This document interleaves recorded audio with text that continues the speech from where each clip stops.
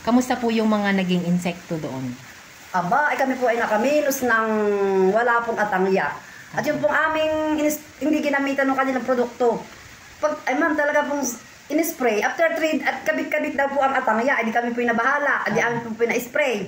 After 3 days, binisita, nandun din po yung atangya, kabit-kabit na naman po, ay di nakatatlo po kami spray nung hindi ginamitan na ito.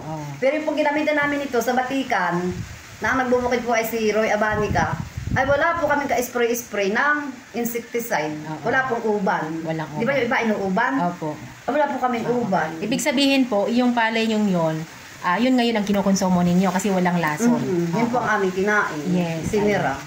So yun po ayan pa lang. Hindi pa ninyo nagamit itong ating organic. Siguro po sa susunod ay mas maganda na. Kasi ngayon i-adapt nyo na siya ngayon sa isang area.